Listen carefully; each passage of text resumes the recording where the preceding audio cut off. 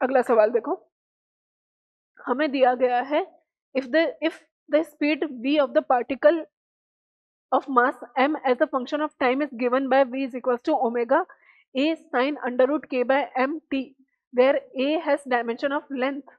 तो हमारे पास, अब देखो हमारे पास वेलोसिटी कुछ इस तरह से रिप्रेजेंट किया गया है।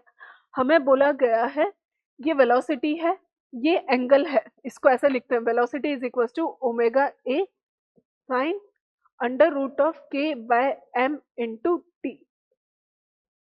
ये क्वांटिटी हमारी होनी चाहिए डायमेंशन लेस। तो ऑप्शन नंबर ए हमें दिया हुआ है the argument of trigonometric function must be dimensionless quantity. बिल्कुल ये वाली क्वांटिटी क्या होनी चाहिए हमारे पास, डायमेंशन लेस होनी चाहिए। क्यों? क्योंकि एंगल है, because this is a angle और एंगल की कोई यूनिट नहीं होती, सॉरी एंगल का कोई डायमेंशन नहीं होता है। तो ऑप्शन नंबर ए हमें लग रहा है कि हमारा सही है।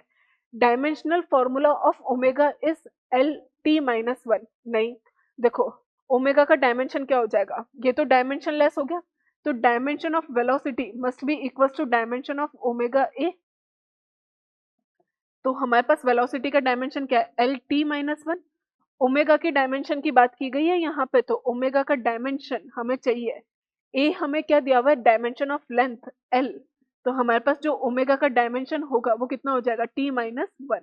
तो ऑप्शन नंबर बी भी हमारा गलत हो गया। This is option number A, this is option number B. Option number C देखो, dimensional formula of K is M L T minus two. अब देखो जो, अब ये क्वांटिटी जो है ये आपस में डिवाइड, यानी कि जो के टी का डायमेंशन है वो एम के डायमेंशन के बराबर होना चाहिए। ऑप्शन नंबर सी की अगर मैं बात करूं, dimension of K T must be equals to under root of, क्योंकि वो हमारे पास स्क्वायर में है, तो under root of K T must be equals to dimension of mass. तो हमारे पास यहाँ से कितना आ गया, अंडर रूट ऑफ मास। तो हमारे पास dimension of K is coming out to be mass upon में टी स्क्वायर। तो ये हो गया हमारे पास एम टी माइनस टू। तो हमारे पास ऑप्शन क्या दिया हुआ है उन्होंने, M L T minus two. गलत हो गया ये यहीं पे, ऑप्शन नंबर सी भी गलत हो गया। ऑप्शन नंबर डी देखते हैं। ऑप्शन नंबर डी उन्होंने बोला है dimensional formula of under root K by M is T. Under root of K by M का डायमेंशन क्या होना चाहिए हमारे पास, देखो एम हमें शायद मास बोला है, हाँ एम हमें मास बोला गया है, के का डायमेंशन हमने निकाला था, तो हमारे पास ये डायमेंशन लेस होना चाहिए। यानी कि इसका डायमेंशन, के का डायमेंशन पहले वाले ऑप्शन से कितना आ रहा है, M T square, must be T बोला है ना इन्होंने।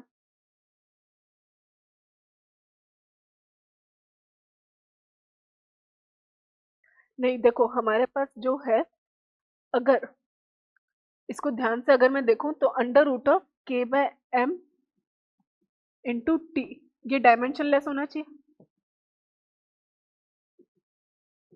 और मुझे इसका डायमेंशन चाहिए, यानी कि under root K by M is equal to dimension of under root of K by M is dimension of one upon T, that is one upon T. तो हमारे पास ये होना चाहिए T minus one, this should be come out as T minus one. तो option number D भी हमारा गलत हो गया। तो हमारा सही आंसर क्या आ रहा है, option number A is the correct answer. तो हमारा सही आंसर हो जाएगा ऑप्शन नंबर ए।